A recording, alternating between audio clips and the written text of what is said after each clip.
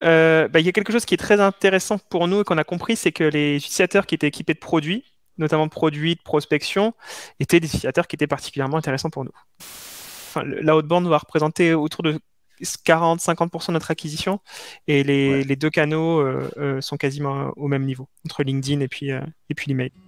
Hello à tous, c'est Florian, bienvenue sur ce 8e épisode de Outbound House. Comme d'habitude, si tu nous rejoins ici, je te redonne le lien pour t'inscrire et recevoir tous les épisodes à leur sortie. Pour cet épisode, j'ai invité Alexis Martel, qui a cofondé Faro, qui est un outil que tu connais sûrement, qui permet de créer des listes de prospects et de segmenter via tout un tas de critères comme les recrutements d'une entreprise, sa croissance ou encore les technologies qu'elle utilise. Récemment, ils ont aussi sorti une fonctionnalité qui permet de créer des audiences d'entreprises similaires que je trouve très intéressante. Alors cet épisode, c'est pas un épisode sponsorisé, hein, même si je t'avoue que c'est pas impossible que par la suite je fasse des épisodes sponsorisés, ça pourrait être un moyen pour moi de monétiser Outbound House. D'ailleurs, n'hésitez pas à me contacter si ça vous intéresse. Par contre, on a quand même décidé de mettre en place de l'affiliation. Donc si vous voulez tester Faro pour vos campagnes, vous pouvez obtenir 10% de réduction en rentrant le code Outbound House, donc en majuscule tout attaché, lors de votre inscription. Ce qui est cool avec Faro, c'est qu'une grosse partie de leur propre acquisition, elle résulte de l'outbound. Et ça, paradoxalement, c'est assez rare pour les outils outbound. Et Alexis, aujourd'hui, vient nous partager justement une séquence qu'il a menée pour faire de l'acquisition d'utilisateurs pour Faro. Ce qui est super intéressant sur cette séquence, c'est le mécanisme de ciblage que Alexis a utilisé, qui lui permet d'aller chercher des prospects qui sont déjà équipés d'un autre outil outbound qui est complémentaire à Faro. Et ça lui permet d'être ultra pertinent sur son ciblage et d'adopter un copywriting très simple. Je te laisse découvrir tout ça et je te souhaite un très bon visionnage. Salut Alexis, écoute, je suis très content de t'avoir sur cet épisode de Outbound House. Pour la petite anecdote, ce qui est assez marrant, c'est que on a commencé à échanger lorsque tu as adressé un de mes clients sur une campagne de cold emailing. Donc moi, en l'occurrence, c'était une de mes toutes premières campagnes de cold emailing. Ça remonte un petit peu maintenant, il me semble que c'était 2019. Et donc ce client avait reçu une de tes campagnes. Elle m'avait proposé qu'on travaille avec cet outil, donc en l'occurrence Faro. Et de fil en aiguille, on a commencé à échanger. Donc le cold emailing fait vraiment partie intégrante de l'ADN de Faro. Carrément. Et c'est comme ça qu'on s'est rencontrés. Ouais, ça fait des années qu'on se connaît maintenant, ça y est. Voilà, ça fait un petit moment maintenant. Et donc aujourd'hui, tu vas nous partager justement une campagne de cold emailing que tu fais pour Faro. Ouais. Et déjà, tu me disais tout à l'heure du coup que l'acquisition via le cold emailing, c'est un gros canal d'acquisition pour Faro. C'est un choix du coup que tu as fait dès le départ ou comment ça s'est passé? Ouais, c'est un choix qu'on a fait dès le départ. On n'avait pas forcément une grosse expertise dessus, mais on a commencé à la développer parce que c'était proche de l'ADN du produit, qui reste pour le moment en tout cas de créer des listes de prospection. Donc on avait nécessité de comprendre ce qui se passait, enfin l'étape d'après. Ça, c'est la première chose, comprendre un peu ce que les gens vivaient. La deuxième, c'est que c'était la manière la plus rapide et la moins onéreuse, la plus efficace en tout cas, de pouvoir arriver à contacter nos premiers clients. Et ça a fonctionné comme ça. Et on continue à l'avoir parce que ça nous permet de continuellement de comprendre toujours les limites, voir aussi comment le canal évolue. Et on l'équilibre pas mal avec la prospection sur LinkedIn. Les deux, l'outbound va représenter autour de 40-50% de notre acquisition et les deux canaux sont quasiment au même niveau, entre LinkedIn et puis l'email. Donc ça reste une grosse part, quoi. Ouais, c'est une part très conséquente. Significative, ouais. Et du coup, comme je le disais justement, tu nous présentes aujourd'hui l'une de ces campagnes. Est-ce que tu peux donner un petit peu de contexte sur cette campagne, l'objectif, le ciblage? Ouais, carrément. Il y a quelque chose qui est très intéressant pour nous et qu'on a compris, c'est que les utilisateurs qui étaient équipés de produits, notamment produits de prospection, étaient des utilisateurs qui étaient particulièrement intéressants pour nous. Donc les utilisateurs qui utilisent des produits comme HubSpot ou Lemlist ou La Grosse Machine ou d'autres, ou Alaxi, sont des utilisateurs qui sont très très intéressants pour nous. Et donc on réfléchit tout le temps à pouvoir trouver une solution pour arriver à les cibler correctement. Donc quand on trouve sur HubSpot, c'est facile parce qu'on le fait depuis Faro, on arrive à l'avoir. Là, dans le cadre de cette campagne, c'était l'utilisateur Lemlist parce qu'on avait une intégration, et on l'a toujours, une intégration qui permettait de se connecter nativement, mais on n'avait pas l'information. Il n'y a pas d'information sur les sites internet, c'est difficile à recomposer, donc il fallait être un tout petit peu plus malin pour arriver à l'avoir. Et on a utilisé un hack qu'on avait en tête depuis le départ, qui était de s'intéresser aussi aux utilisateurs qui utilisent Lemwarm. Ouais. Donc, on a pas mal d'adresses sur l'Emlist. On doit en avoir 3 qui tournent, 3 ou 4 qui tournent. Et donc, on a l'Emworm qui est plugué. Et ça nous permet de savoir l'ensemble des utilisateurs qui sont eux aussi utilisateurs de l'Emlist, parce que la particularité, c'est que les utilisateurs de l'Emlist s'écrivent entre eux pour arriver à chauffer leur adresse et à la conserver en bonne santé.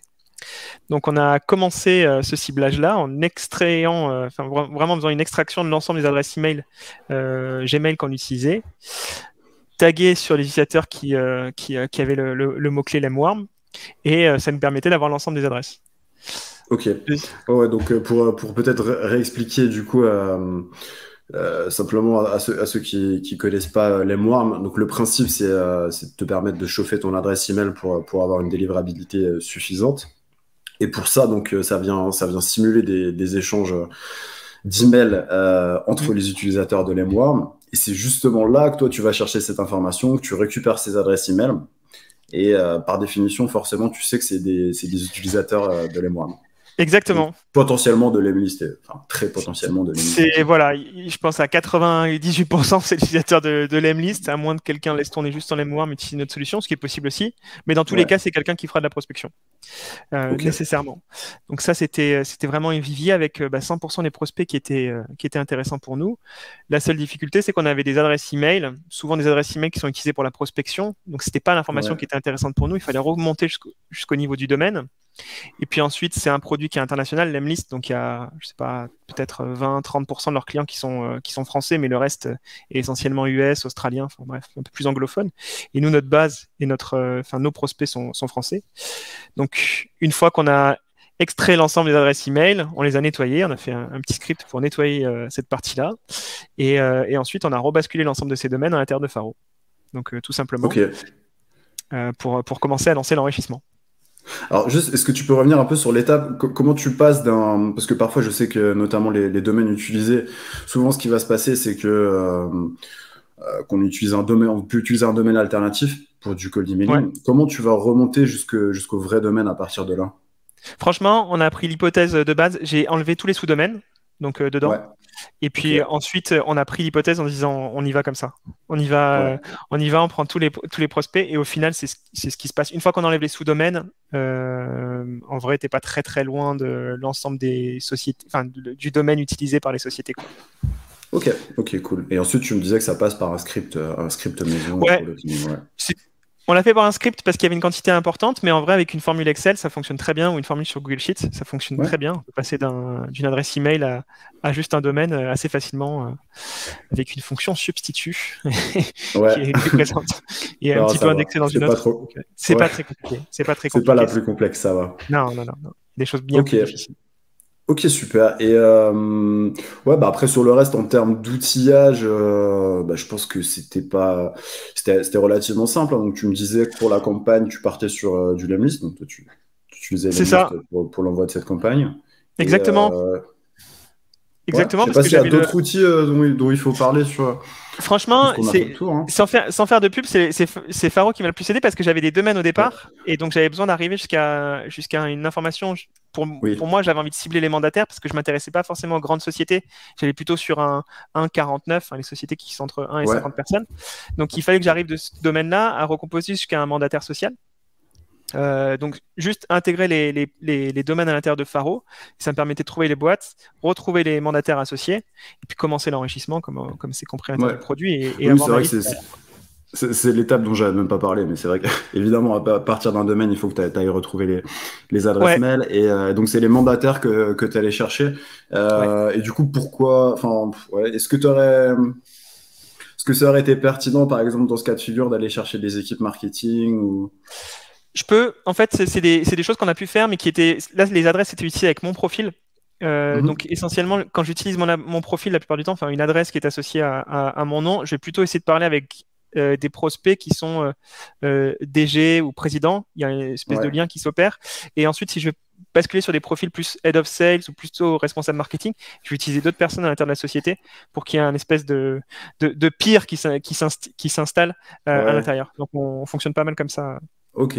Et d'où le fait du coup d'aller chercher des boîtes de moins de 50 personnes. Ouais. forcément, je sais que je suis pas très loin. En fait, je suis jamais très très loin de la personne qui va effectivement créer ses listes, qui va passer du temps à faire ça et à utiliser l'Emlist. Voilà, je suis pas Ouais, loin de ok. l'utilisateur final. Ok, super. Bah écoute, ce que je te propose, c'est qu'on commence à montrer un petit peu ta séquence, le copywriting, Ouais, et puis qu'on analyse tout ça. carrément. Tu me Alors, dis à quoi. hop. Eh ben écoute, on est bon. Donc, on voit à l'écran ta séquence. Top. Donc, séquence les mois. Bah, écoute, je te laisse nous parler un peu du premier email. Donc, c'est des emails relativement simples, hein. Moi, j'aime beaucoup Vraiment la simplicité dans le copywriting. très très simple. En fait, la qualité du ciblage au départ fait que je suis pas obligé d'en mettre des tonnes à l'intérieur de mon email parce que bah, je sais que je suis ultra pertinent. Donc, je cherche un point commun au départ avec cette personne. Bah, là, c'est Mhm. l'utilisation du produit. Vraiment zéro doute par rapport à ça. Je sais par rapport à l'origine de la détection de ces prospects-là. Et je sais forcément qu'ils ont une. Je peux aller plus loin en disant. Au départ, j'aurais pu utiliser peut-être une question pour savoir est-ce que ces mecs-là créent des listes ou des choses comme ça. Mais là, je sais qu'ils en créent parce qu'ils utilisent l'Emlist. Donc, je peux me Ouais, t'as permettre déjà tout de un tour. suite. Ouais. Voilà, je peux aller dans une étape 2 qui dit, ok, en fait, qu'est-ce que tu utilises pour créer tes listes? Parce que voilà, je sais que tu utilises l'Emlist. Donc, forcément, Ouais, tu gagnes du temps. ouais, Mhm. carrément, carrément. Et derrière, je voulais pas en faire des tonnes parce que justement, je voulais que ça reste quelque chose d'assez personnel, donc comme un email que j'aurais écrit. Donc, juste très simplement, je crée une solution, voilà, qui permet de le faire très facilement en 3 clics, tac tac. Je sais que ça résonne forcément avec une difficulté qui possède parce que je suis avec des mandataires, je suis pas avec un profil gros en face de moi, je suis avec quelqu'un qui potentiellement fait ses listes, traite d'autres choses dans l'intérieur de sa société, donc il n'a pas envie de passer 10 ans sur ce sujet-là. Il est pas, Ouais, enfin c'est pas vraiment, il son faut que cœur ça de aille vite pour métier. lui. Voilà, c'est pas Ouais. son cœur de métier, c'est pas l'unique endroit dans lequel il apporte de la valeur. Donc il faut que ça aille vite pour lui, que ça soit efficace. Donc je lui dis, ok, très rapidement, tu vas cibler tes prospects, tu vas obtenir les emails, les profils LinkedIn. Ok, très bien. Comme ça, tu sais ce que tu vas obtenir. Je suis pas en train de raconter n'importe quoi. Et ensuite, je cherche même pas à avoir une discussion ici. Le but, c'est pas d'ouvrir la discussion. Enfin, je l'ai ouverte un tout petit peu au départ avec la première Avec question. la question, ouais. Mhm. Voilà, mais j'envoie direct sur le lien. Direct sur le lien, Ok. parce que là, ce que je veux, c'est pouvoir générer assez rapidement de la démo ou de l'inscription. C'est vraiment parce que ma cible, elle est ultra qualifiée. Donc, c'est quasiment une. En fait, la qualité du ciblage fait que dans ce premier email, c'est presque un email SDR, entre guillemets, parce que c'est déjà qualifié. Ouais. Donc on peut envoyer assez vite faire la démo. Oui, c'est vrai que le ciblage, bah forcément, hein, fait beaucoup, mais on comme souvent. Et Ouais. là, ce qu'on remarque déjà sur cet email, c'est que tu as un pitch qui est très court, Ouais. bon, en 2 phrases. Ouais. Euh, et oui, enfin, le fait que tu t'adresses à des mandataires, parce que pour revenir sur la petite histoire où à l'époque, tu avais envoyé à mon client une campagne de ce type, pour le coup, tu l'avais envoyé aussi au CEO et Ouais. bah, ça avait porté ses fruits, hein, puisqu'on on Mm. avait bossé avec Faro. Peut-être effectivement que si tu t'adressais à un profil plus gros, évidemment, tu n'aurais pas eu la même approche. Non, Mais du là, tout. c'est important de remettre dans le contexte justement qu'on s'adresse à des mandataires. Et, euh, et du coup, là, tu me disais, oui, tu es conscient que sur cet email, ton objectif, c'est pas de créer une discussion, même si on voit quand même qu'il y a 2 axes pour ouvrir la discussion. Ça, c'est Ouais. évidemment la première question, qu'est-ce que vous utilisez pour créer vos listes de prospects. Mm. Il y a aussi l'approche, alors tu poses pas vraiment une question, mais un petit peu quand même, dans le sens où si tu demandes un avis sur la solution. Je sais Ouais. pas si tu as des... Bah, on le verra peut-être tout à l'heure sur le résultat, si tu as des gens qui t'ont donné cet avis. J'aurais tendance à dire que Très, non, parce très que peu. c'est pas si explicite, mais Vraiment, très très peu. L'idée, c'est plutôt d'avoir une approche qui est viens m'aider un petit peu. Viens m'aider ok. là-dedans, mais pas forcément pour obtenir l'avis, parce que enfin, je vais l'obtenir un tout petit peu plus tard avec le test de sa solution ou la démo, dans lequel il va y avoir la phase enfin, je vais pouvoir faire une vraie phase de découverte. Il va me donner beaucoup plus d'infos sur lui et donc sur ma solution aussi. Mais là, c'était vraiment développer une approche en disant, je suis pas en train de forcer, je suis juste en train de te demander un petit peu d'aide. J'ai l'impression que ça peut t'aider par rapport à des choses que tu fais au quotidien ou de manière assez fréquente. Donc voilà, je pense que là, ça peut être un lien qui va être intéressant pour toi. Le Ok. point qui est aussi Ok, intéressant ici, avec la partie 3 clics, c'est que souvent on a tendance à vouloir, on a peur de rabaisser trop sa solution. Donc de vouloir la montrer avec l'ensemble des compétences qu'elle est capable de faire et tout. ouais, tu fais Et un inventaire franchement, après, et puis ouais, tu t'y perds. ouais, tu t'y perds. Et donc je pense qu'il faut juste essayer de traiter ça en fonction de la valeur que tu vas apporter aux gens. Pour nous, ben, on crée des listes, ils obtiennent des prospects et ensuite ils peuvent créer leur campagne. Ok, ça paraît peut-être rudimentaire, mais en fait, pour la personne qui est en train de galérer, ben, c'est clair, c'est net, ça fonctionne. Je suis pas en train de lui Non, mais c'est raconter. Ouais, et puis là, ce que tu cherches à mettre en avant, c'est la facilité. Justement, Ouais, c'est là où le message il va être différent d'une cible plus grosse qui va vouloir plus de fonctionnalités, des trucs un peu plus précis. Là, complètement. on veut quelque chose de facile à utiliser, facile à prendre en main et qu'on puisse démarrer très facilement. Carrément. Euh, Par exemple, juste pour terminer sur ce point-là, si j'avais eu une cible grosse à l'intérieur, si j'avais vraiment ciblé les grosses, je mm, pense que j'aurais plus fait quelque chose qui me permettait de dire, OK, tu vas pouvoir travailler avec beaucoup de critères sur la personnalisation, parce que je pense que ça va être un critère pour toi pour réussir ouais, tes campagnes Lemlist. Voilà, j'ai réussi à te faire un export modulaire et ultra stylé pour que tu puisses avoir tous ces champs à l'intérieur de ton Lemlist super facilement. Bah voilà, utilise, voilà ce que ça peut donner, quoi. L'approche aurait été un petit peu plus technique. ok. Et on peut, juste avant qu'on passe au second email, alors juste sur l'objet du mail, bon, t'as fait très simple, donc Très simple, Faro, qui toujours. est le nom de ton outil, plus l'emlist. Ouais, L'idée, j'imagine, c'est que la personne se sente concernée, alors pas forcément par le Faro, parce que la plupart du temps, tu vas avoir des personnes qui connaissent pas forcément l'outil, mais mm, l'emlist, la personne sait qu'elle utilise l'emlist, donc il y a une inconnue dans l'équation qui va attirer la curiosité. ouais. Et le deuxième point que je voulais voir avec toi, donc tu as le lien vers ta landing page. Est-ce que tu traques ça avec des UTM ou est-ce que... qu'est-ce Euh, que... au départ, au départ, on traquait ça avec des JTM quand on avait des incertitudes sur certains emails. Plus maintenant. Mhm. Maintenant, Ok. franchement, dans cette campagne, ça doit être encore présent, mais plus maintenant. On regarde plus trop. Ouais. Ok. Ok, super. Et donc, dernière chose aussi, tu l'envoies depuis... tu t'envoies la campagne donc, à ton nom. Ouais, j'envoie avec mon nom et toujours sur un sous-domaine. On n'est jamais à Oui, l'abri d'une bonjour, mauvaise Faro. campagne. Ça, Ouais, c'est malheureusement. universel. On peut en avoir fait 150 000. On en a fait pas mal. Il y a des campagnes qui merdent, enfin qui sont pas top. Et donc, il faut se protéger avec un sous-domaine, quoi. Ok. Donc 3 jours après, on a ton second email qui arrive, donc second email sur lequel tu réutilises l'objet du précédent email. Et Ouais, je te laisse l'expliquer un petit peu, ce second exact. email, très court lui aussi. Ouais, très court. Et j'essaie d'aller un tout petit peu plus loin, de ne pas répéter la même chose que la dernière fois, mais d'aller un tout petit peu plus loin pour lui parler cette fois du ciblage, des ciblages qui peuvent être plus ou moins compliqués pour lui à réaliser, mais qui sont aussi simples. Encore une fois, je suis pas en train de lui parler d'un objet, enfin, d'un souci très technique dedans. Je suis juste en train de lui dire, écoute, si tu veux cibler des sociétés qui sont en croissance, qui lèvent des fonds de critères, tu peux le faire très facilement chez nous. OK? Donc, il n'y a pas de sujet. Voilà, je pense que c'est un bon endroit encore une fois pour toi. Et derrière, je me protège avec une petite question pour dire, bon, si c'est pas toi qui gères ça, franchement, juste mets-moi en relation avec quelqu'un de ton équipe, je prends 15 minutes pour lui et je pense que ça va pouvoir lui aider. Donc j'essaie vraiment d'avoir cette partie-là et encore une fois, de pas être long. Vraiment, c'est le point le plus important. Et je pense que l'email le moins long ressemble le plus possible à un email qu'on reçoit à l'intérieur de son adresse email. On reçoit jamais Ouais, des emails qui sont parfaits. On reçoit des emails qui sont courts parce que les gens les écrivent. Et donc, on perd pas énormément de temps à faire des emails de 25 lignes quand on le rédige personnellement. ouais. Et Et j'en là, ai ce qui est bien. marrant, c'est que, du coup, ta question, est-ce que quelqu'un de votre équipe aurait 15 minutes pour tester la solution?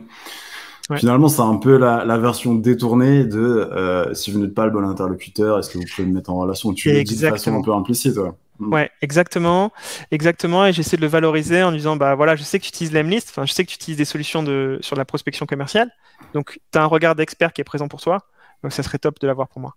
Et comme tu disais, je joue sur le critère Faro plus l'Emlist. Bah, forcément, on n'a pas la même renommée que l'Emlist de ce point de vue-là. On est moins connu que l'Emlist. Donc, il y a un petit côté aide qui s'implique et les gens apprécient aider. Véritablement, ils apprécient Ouais, aider. ouais, ouais. Ouais, c'est vrai qu'on l'a déjà vu dans d'autres épisodes de Down House, mais effectivement, on a déjà vu quelques campagnes qui jouent justement sur ce côté aide. Effectivement, les gens aiment aider, les gens aiment donner leur avis, et puis quelque part, ça leur donne de l'importance en fait que leur avis compte. Ouais, Donc forcément, c'est un biais sur lequel on peut jouer. Et puis tu le complètement. renforces, c'est un petit détail, mais je trouve c'est important de le souligner. À la fin, tu dis merci d'avance. C'est ta Ouais. formule de politesse, ouais. C'est pas bonne journée ou autre, c'est t'accentues sur ce côté demande de l'aide, quoi. Exactement, toujours, toujours. Et j'essaie de changer la plupart du temps, d'ailleurs, les derniers mots qui sont présents dans l'email, enfin les formules de politesse. Ouais, ouais, j'essaie aussi, ouais. Pour Donc pas avoir voilà, toujours des bonnes journées. ouais, carrément. Et donc je garde la même cadence entre les deux, trois jours. Bon, Ouais, ça n'a jamais été 3 vraiment un jours, critère pour, très court. Ouais, très court. Franchement, très court. Mm. Et un dernier email. J'ai pas, ici, on fait le but, c'était pas de faire une séquence avec 8, 9 emails parce que j'étais pas là pour lui apporter 150 000. Enfin, j'aurais pas pu apporter de la valeur à tous les endroits. Je suis en train de lui dire au départ, j'ai un outil simple pour faire des listes. J'ai un outil dans lequel tu vas avoir des critères super avancés qui vont être disponibles très facilement pour toi. Ok, voilà, j'ai fait passer mon message. Vraiment, c'est les deux messages que j'ai envie de lui faire passer. Donc pour moi, la séquence, elle est réussie de ce point de vue-là, si déjà il reçoit ça comme information. Ouais. Séquence simple, tu pousses un outil simple. Exactement. Donc, 3 mails suffisent. Et Ouais. donc là, tu as un dernier email, on peut qualifier ça d'un email de repêchage. Enfin, moi, j'appelle ça comme ça, du moins.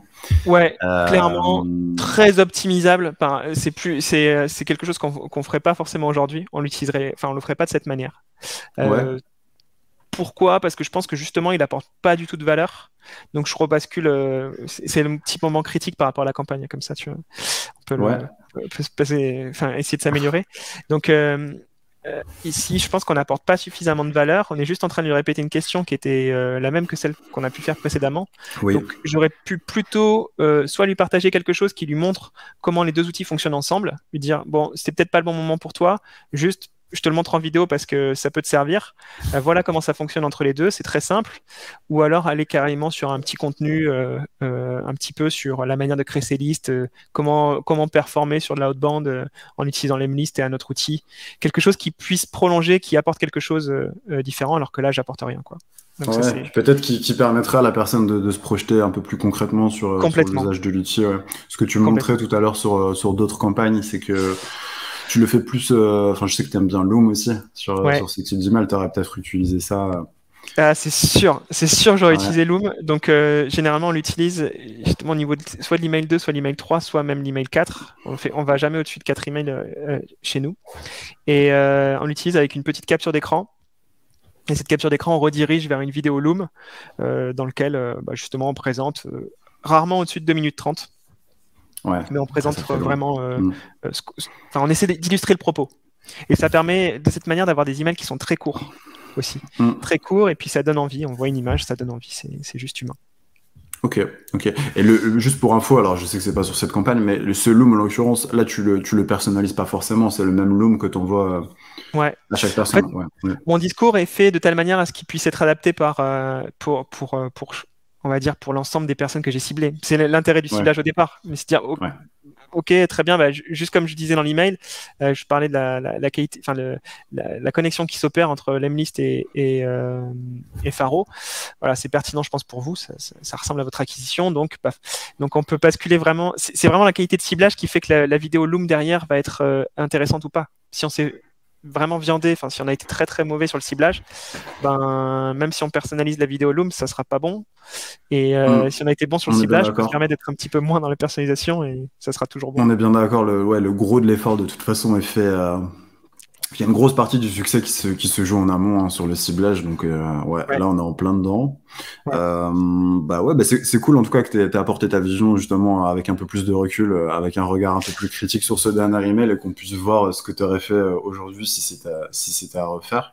Ah ouais, c'est même difficile à regarder pour moi. Ah ouais. Je dis ça. Non, ça va, tu sais, il y a bien pire. Écoute, merci pour ce partage de cette campagne super simple. Je te propose qu'on regarde un petit peu les résultats ensemble, voir ce que ça a donné. Donc les résultats, ça a donné. Donc là, c'était un petit échantillon, mais c'est un petit échantillon qu'on a répété plusieurs fois, qui était présent dedans. Donc on a écrit à 51 personnes. On avait plus de 88% d'ouverture, 44% de clics et 24% de réponses au global. Donc, dans le cas, on tag pas tout ce qui est intéressé, non intéressé. On n'utilise pas du tout la fonctionnalité dedans. Donc, il doit y avoir des gens qui disent pas intéressés, mais je pense qu'à peu près, j'ai pas regardé de détails, mais je pense que la moitié des prospects à vue de nez étaient plutôt au moins curieux de pouvoir tester les choses. On voit que c'est le premier email qui a le plus éveillé la curiosité en termes de clics. Et en revanche, c'est le deuxième qui a beaucoup plus éveillé en termes d'écriture, enfin de réponse de ce point de vue-là. Mais voilà, plutôt une bonne campagne à la fois sur l'ouverture, sur la qualité de la donnée, donc elle était bien fonctionnelle, à la fois sur le clic. Je pense que c'est vraiment, on a rarement été sur 45%. Ouais, puis alors moi je sais que je travaille assez peu avec des liens dans les campagnes. Donc moi j'aurais tendance à dire que c'est un très bon taux de clic. Je sais pas si toi qui as peut-être plus l'habitude d'utiliser des liens, qu'est-ce que tu penses de cette stat en termes de taux de clic, ouais. Franchement, pour nous, à aujourd'hui, si on est entre 15 et 20% sur une campagne, alors je parle pas sur 51 prospects, mais je sais pas, sur une liste de 300 Sur les personnes. plus gros batchs, ouais. Ouais, bah là c'est bien, c'est un bon taux de clic, c'est on n'a pas été à côté de la plaque, quoi. Un prospect sur 5 qui clique sur le lien à l'intérieur, c'est très bien. Ouais, ça me paraît pas mal. Et puis c'est vrai que là, pour le coup, toi, ce qui va peut-être être un peu différent d'une campagne de cold emailing classique, c'est que le taux de réponse, ça va pas être la seule métrique que tu vas regarder pour juger du succès de ta campagne. Et donc là, j'imagine peut-être que tu as des personnes finalement qui ont été intéressées par ce que tu avais à leur proposer sans pour autant répondre, mais qui ont peut-être cliqué sur le lien, qui sont peut-être même inscrites à Faro. Ouais, est-ce que tu as un moyen de regarder ça? Ça, on le regarde. Bah, déjà, on le voit beaucoup, hein. Pour nous, l'essentiel des clics, il se fait en dehors des emails. Donc, les personnes tapent directement le nom Faro sur Internet et arrivent directement sur la première page Google. Donc, ça, je pense que ça double le taux de clic quasiment, ce qui est présent. Et ensuite, on essaie de suivre d'autres métriques à l'intérieur Alors, je vais essayer de te partager ça à la place. Je pense que tu dois voir. Il y a des choses qu'on peut suivre derrière dans un autre outil qui s'appelle Metabase, qui est dans lequel on met beaucoup de choses. Enfin, c'est nos BI, et dans lequel on suit nos stats de demo rate, qui est une stat qui minimise. C'est toujours un petit peu minimisé par rapport aux choses, mais bon, ça donne une idée de la qualité de la campagne, et ensuite le conversion. Qu'est-ce que tu veux dire pourquoi tu dis que ça minimise? Parce que des fois, il y a une différence qui s'opère entre les domaines utilisés pour l'inscription et les domaines que tu as pu faire à l'intérieur de ta campagne. Donc, il n'y a jamais 100% d'équivalence qui s'opère entre les deux. Mais c'est pas grave, ça donne la tendance, on voit la tendance qui s'opère. Et donc là, sur une campagne qui était identique, l'emlist ultra ciblé ici, c'était à peu près pareil. Le concept, Voilà, avec un peu plus d'emails échangés, mais on voit ici 78% 205 ici, on avait réussi à créer 14 opportunités. 14 opportunités qui étaient flaguées. Donc 14 comptes créés, 5 ventes derrière. Voilà ce qui s'est opéré. Donc c'était pas trop mal en fait. Généralement, c'est plutôt une bonne campagne ici. Ouais, puis là, ce qui est intéressant, c'est que du coup, cet outil-là, pour faire une petite parenthèse sur cet outil, parce que tu me disais que les démo rates, tu les suis par rapport au domaine. Ce que je comprends bien, finalement, toutes ces stats sont automatisées. Parce que tu viens de plugger à l'emlist pour les stats tels que le taux d'ouverture, etc. Donc ça, il n'y a pas vraiment de sujet. Mais même jusqu'au démo rate, tu le remontes automatiquement. On le remonte automatiquement. Un suivi complet. Carrément, ça nous permet d'avoir une vision un peu sur la qualité des campagnes qu'on peut opérer, voir celles qui performent par rapport à d'autres. Carrément, donc on a à la fois la base de l'emlist qui arrive ici et à la fois notre base interne, donc à la fois la base des inscriptions et puis des ventes qui arrivent automatiquement là. Et donc, on le recolle à notre campagne. Et ça permet de dépasser uniquement la donnée un petit peu, sympathique du taux d'ouverture. J'ai fait une super campagne et vraiment d'aller ok, ça fait combien de ventes en fait. Tu vas même plus loin. Voilà. Mais c'est vrai que c'est toujours beaucoup plus intéressant d'aller plus loin dans l'analyse que s'arrêter au taux de réponse, même si c'est toujours sympa d'avoir des taux de réponse élevés. Mais à la fin, ce que tu cherches, toi, c'est à générer des démos, à générer des opportunités, à générer des ventes. Donc, exactement. Donc c'est bien c'est super que tu sois allé plus loin dans l'analyse. Et c'est pour ça aussi, je pense que tu te... Non, mais c'est top. Et c'est pour ça aussi, j'imagine que tu te passes de l'utilisation de la fonctionnalité qui te permet de taguer un email comme une personne comme étant intéressée par ton email ou non, parce que finalement c'est pas toi ce qui va t'intéresser à la fin c'est le démo rate. Donc exactement.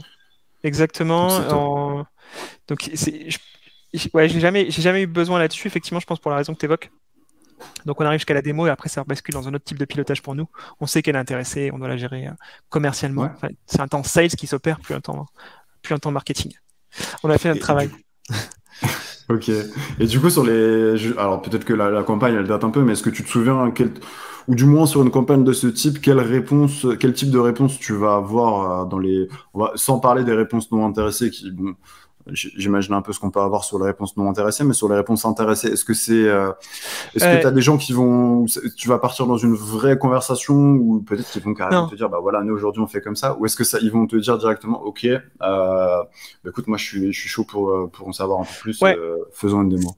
C'est très rapide. En fait, c'était très rapide. C'était moi qui avais géré les réponses de cette campagne. Donc, c'est très rapide. Il y avait, ça va directement vers, OK, très bien, je fais des listes. Qu'est-ce que tu peux enfin, en gros, dis-moi comment ça fonctionne, quoi.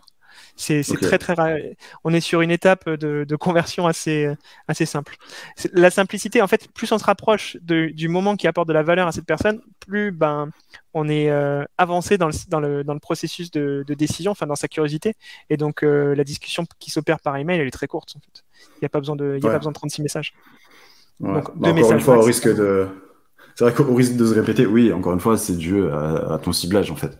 Ouais, C'est sensible. ouais, ouais. C'est un ciblage précis qui te permet de faire ça. Et puis comme tu le disais, pour revenir sur là, c'est vrai on pourrait se dire, OK, parce que évidemment, c'est toujours plus facile d'avoir des stats intéressantes enfin, généralement, des stats intéressantes sur des petits batchs. Mais ça, cette opération, tu l'as répétée tu Ouais, l'as c'est ce qu'on répétée voyait. longtemps. Et puis, C'est ce qu'on j'imagine que voyait, tu ouais. gardes des stats assez similaires. C'est ça, exactement, avec une approche des fois qui est un petit peu différente. Si on avait à le refaire, par exemple, je sais Mhm. pas, cet été ou des choses comme ça. Mais ouais, c'est quelque chose qu'on a fait constamment. Donc, au départ, on l'a testé sur ce petit batch, qui était le batch de 51 personnes, pour se dire, est-ce que c'est vraiment une idée brillante ou pas? Ou est-ce que c'est vraiment une idée qu'il faut juste pas faire, quoi? Une fois qu'on a vu que ça fonctionnait, on l'a répété sur tous les domaines pour lesquels on pouvait identifier, puis ça nous permettait d'avoir vraiment les clients list, quoi. Puis de les mettre Ouais. au courant, en fait, ça permettait cette manière aussi de les mettre au courant qu'il y avait une intégration. C'est Voilà. quelque Je chose qu'on pense a que tu as de la plus matière. intégré d'ailleurs. Ouais. Oui, bah, pour le coup, je l'ai utilisé cette intégration récemment. Et oui, c'est vrai que là, sur les utilisateurs de Lemwarm, j'imagine que tu vas avoir de la matière. Bon, après, ta limite, peut-être, ça va être toi, le nombre d'emails que tu envoies avec Lemwarm et donc le nombre de conversations que ça va générer. Mais mis à part ça, t'as pas vraiment de limite, quoi.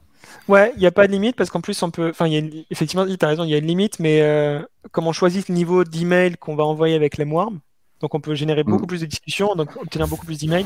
Voilà, c'est juste. La seule limite, c'est le nombre de clients français de la liste. Ouais, C'est juste effectivement. ça. Mais bon, je pense qu'il y a un bon vivier déjà. Mais il y a pas mal de personnes. Mais voilà, mais c'est une approche en fait. Globalement, ici, l'idée de cette campagne, c'était une approche par la technologie. C'était simplement, on n'avait pas l'information, on ne pouvait pas la recomposer autrement. Et c'est une approche qu'on a beaucoup utilisée. Donc, beaucoup sur HubSpot. À chaque fois, on l'a fait beaucoup sur HubSpot parce que c'est aussi une intégration qu'on possède, mais Ouais. d'essayer d'avoir une campagne en fonction d'un outil avec lequel on était intégré. Et ça, cette approche-là, elle était très, très, très intéressante. Enfin, vraiment, elle est. Ouais. Ouais, puis c'est vrai que là, pour le coup, tu peux le faire avec pas mal de choses. Ouais. Ouais, si on peut rester, par exemple, ne serait-ce que sur les technos que tu peux identifier avec Faro, on pourrait imaginer la même chose avec le pixel Facebook, par exemple, sur d'autres Ouais. logiques de campagne, sur le fait que tu aies une boîte qui fasse ou non de la publicité et Ouais. avoir un message qui est lié à ça. Même si des fois, on peut vite un peu s'éloigner, notamment sur le pixel Facebook, je sais que tu peux aussi avoir des boîtes qui ont le pixel, mais qui font pas pour autant de la publicité. Non. C'est peut-être un peu moins précis que ce que tu avais là avec les Lemwarm, mais en tout cas, cette approche par les outils utilisés, on peut faire quand même des choses assez sympas avec ça. Ouais, on peut avoir une vraie diversité dans l'écriture des emails et qui est vraiment très sympa. Enfin, on peut vraiment se renouveler, quoi. On n'est pas obligé d'envoyer toujours les mêmes choses, avoir des approches différentes en fonction des produits, de poser des questions différentes aussi, enfin, d'amener les choses très très différemment dans la discussion. Et peut-être quand c'est moins proche au départ de l'univers du produit que tu vends, justement de travailler un tout petit peu moins sur le clic, mais beaucoup plus sur la discussion. Ouais. Donc là, on a une approche outbound un tout petit peu différente, plus patiente, alors que là, elle est très impatiente. Ouais, je sais. Moi, ce que j'aime bien aussi, c'est l'approche que j'aime bien, c'est l'utiliser pour une relance. C'est-à-dire que ton message, tu vas pas avoir une accroche qui part sur l'utilisation d'un outil, mais tu Ouais. peux avoir peut-être une relance à un moment dans ta séquence qui va dire, ah bah tiens, j'ai vu que tu utilises HubSpot. Voilà, pour info, notre outil il s'intègre avec HubSpot, même si cette intégration, c'est pas le cœur de ta proposition de valeur, mais c'est un petit plus qui peut, pourquoi pas, déclencher une réponse. Donc, bon, dans tous les cas, il y a plein de choses à faire, il y a plein de choses à faire avec cet usage de technologie. Carrément.